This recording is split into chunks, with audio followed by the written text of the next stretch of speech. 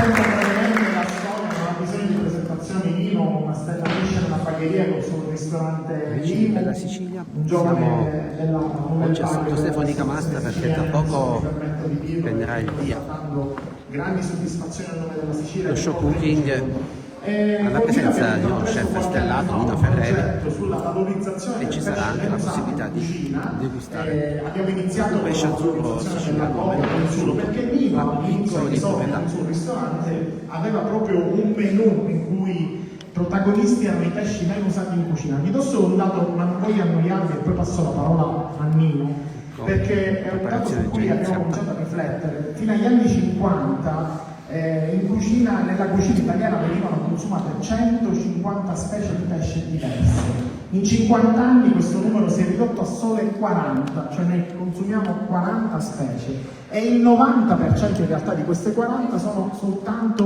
quelle che vengono più utilizzate, quindi fondamentalmente la cucina di pesce, gli acquisti di pesce che noi facciamo si basano su 8-9 specie, quindi il tonno, il pesce spada, la spigola, l'orata.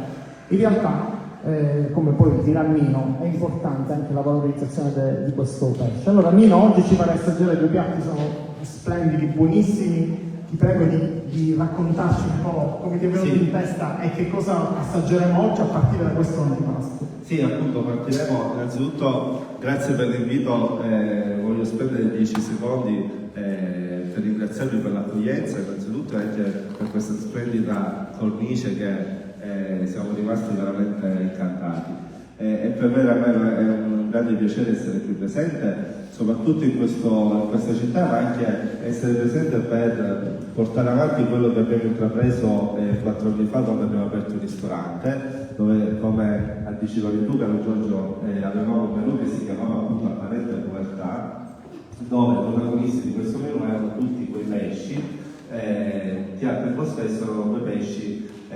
Adesso è diventato brutto anche dire quei pesci poveri, perché poi ovviamente tutto quello che ci dà in mare non è povero, soprattutto il pesce povero è quello che poi ha più gusto, più identità, più veracità, perché invece tanto la parte verace del pesce. Basti pensare che al ristorante il nostro piatto più rappresentativo è lo snob in camicia di sale, che faremo oggi in una versione un po' più rivisitata, ma lo faremo come secondo. Adesso partiremo da un antipasto sfizioso, lo chiamo io perché si parte da un lievitato. A me piacciono, oltre alla cucina, mi piace tanto anche la panificazione dei lievitati, però abbiamo dato un senso a questo lievitato perché riprende un po' quella che è la classica brioche siciliana, no? Quindi noi in Sicilia per i lievitati sicuramente ci teniamo tanto. E quindi abbiamo un po' preso quello che è una preparazione che non è sicuramente nostra, è uno street food americano che è il lobster roll, che durante un mio viaggio ho conosciuto questa sfiziosità, che non è fatto che è un pane in cassetta farcito con l'astice. Quindi da lì un po' ci siamo divertiti a cambiare gli ingredienti, perché il panino, il bun americano, l'abbiamo trasformato in una brioche siciliana, seppur abbiamo cambiato la forma. Abbiamo fatto un impasto brioche con una farina di Maiorca, ci sa, una farina prettamente siciliana. Abbiamo messo in questi stampi di pane in cassetta piccola e abbiamo realizzato questo lievitato. Lievitato appunto che viene farcito col suro, o sauro, o sugarello, come se lo chiamare. Il suro è un pesce che, soprattutto estivo di questa stagione, è un pesce che abbiamo tuttora nel nostro menù, perché apre più di parentesi, anche in vista degli ultimi eventi che abbiamo fatto, anche lì è nato un piatto che adesso abbiamo all'interno del nostro ristorante. Questo per noi è un motivo di grande soddisfazione.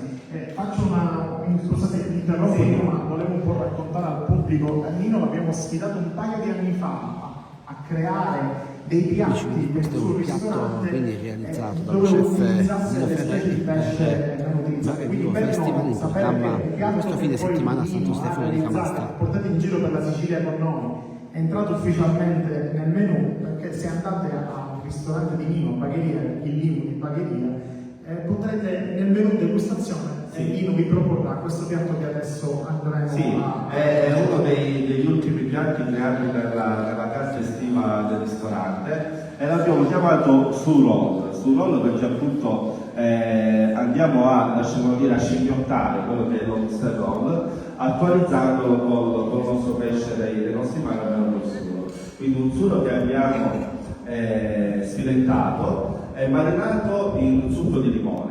Spesso e volentieri anche lì, grazie all'aiuto dei miei ragazzi, cercavamo, perché sai, noi cuochi cerchiamo sempre non di incasinarci la vita, però vogliamo alle volte a tutti i costi dare l'effetto wow al cliente. Però anche la classica preparazione, la preparazione che noi chiamiamo più banale, può risultare interessante. Poi su Infatti Andati abbiamo l'intervista la stessa tecnica che si usa per le alici agli marinate, amministratori anziché utilizzare e ci l'acqua, parleranno del utilizzare il programma succo di di limone. questo fine settimana. Succo di limone che ovviamente nella città della marinando il suro in questa soluzione di limone ci dà anche degli effetti benefici e nutrizionali e quindi abbiamo marinato il suro in limone e poi viene mantenuto in un olio aromatizzato con erbe aromatiche. Ignazio lì lo sta scolando dall'olio. E tanto ringraziamo Ignazio Forcante. Sì, ringraziamo Ignazio per il lavoro che sta facendo. è lo chef del ristorante Zeit di Cefalù con cui collaboriamo, ci è venuto a dare una grande mano.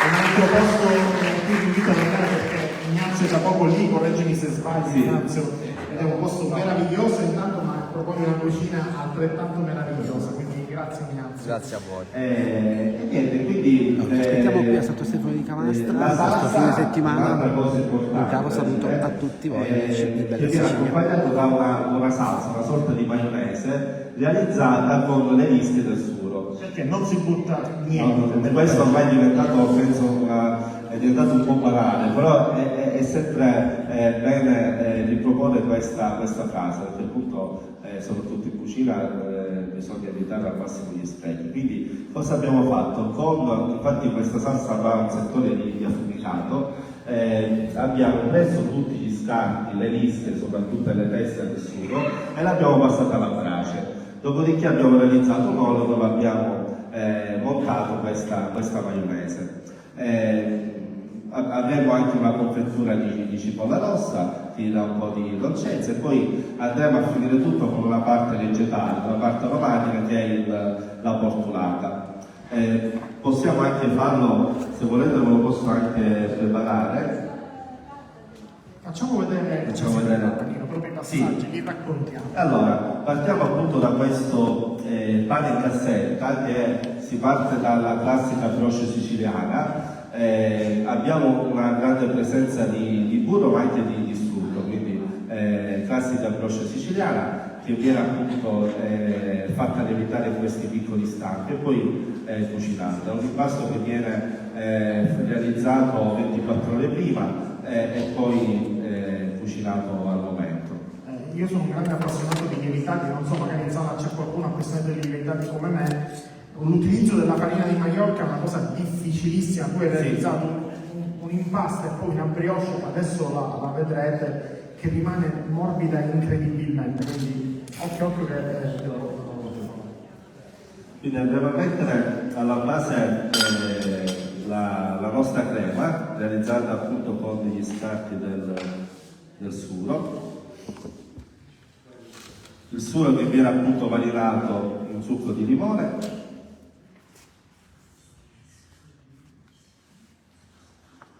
La confettura di cipolla rossa è semplice, una cipolla rossa tagliata a giuliani molto sottile e poi viene cotta con un po' di aceto di vino rosso, zucchero e miele.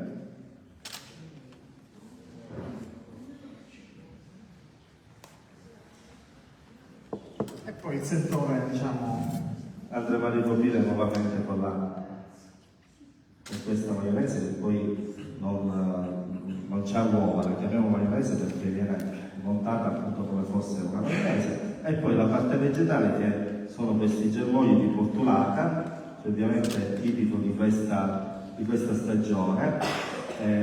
Da noi la chiamiamo porcitana perché leggenda vuole che è un'erba spontanea che si dava appunto ai maiali, ai porci. Da mangiare rigorosamente con le mani. Con le mani.